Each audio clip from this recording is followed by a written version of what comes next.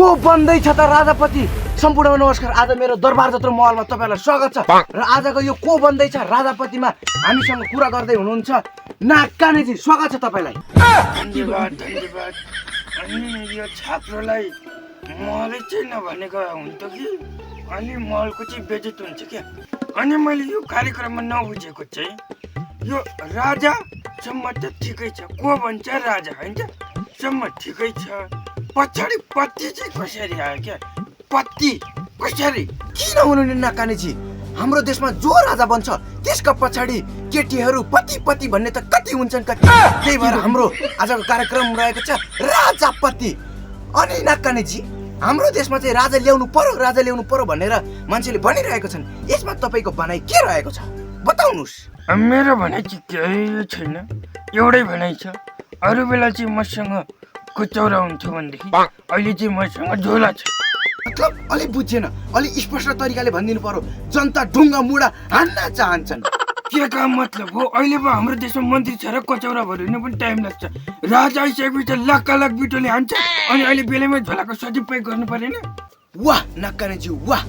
अनि अहिले चाहिँ हाम्रो देशमा राजा को बनाउने भनेर खोजी गरिरहेका छन्। यसमा चाहिँ तपाईको भनाइ के छ? जनता हान्न चाहन्छन्।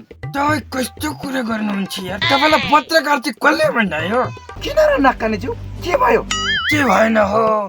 अहिले म काठमाडौँ जानु नपाएर मात्रै हो, नभए म उहिले राजा भइसक्थेँ। मलाई नभेटाएर मात्रै हो क्या। कस्तो कुरो नबुझेको?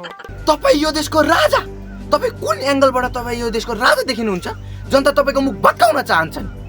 तपाईँले मेरो अपमान गर्न खोज्नुभएको? मलाई यस्तो इन्टरभ्यू ए नाकानेजी बस्नु। मैले अपमान गर्न खोजेँ होइन के? बस्नु।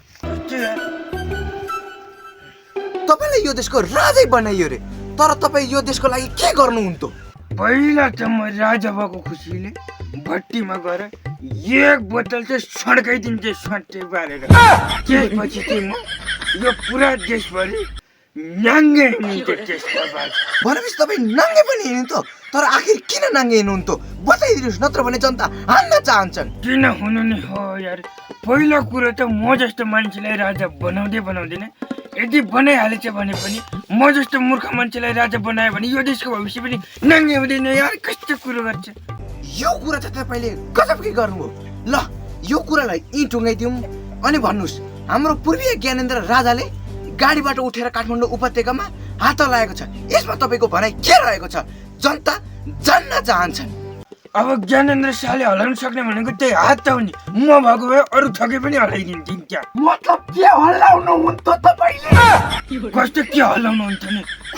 खुट्टाका पाछाड औँला, हातका पाछाड औँला हल्लाउँथ्यो नि। अरू त के हल्लाउनु नि? त्यस्तो अरू सबै त हल्लाइन्थ्यो नि। म तपाईँलाई अन्तिम प्रश्न, फेरि पनि तपाईँ राजा हुनुभयो। राजा भइसकेपछि हामी जस्तो पत्रकारहरूको लागि तपाईँ के विकास गरिदिनुहुन्थ्यो बताउनुहोस्। म राजा होइन त? हजुर। तपाईँको म चिन्दिनँ। ए नाकानेजी कस्तो यार, बिचैमा कार्यक्रम छोडेर जानुभएको छ उहाँले। यस्तो मान्छेलाई हामीले राजा बनायो भने त देशको भविष्य पनि बिचैमा छोडेर हिँड्ने रहेछ। धन्यवाद।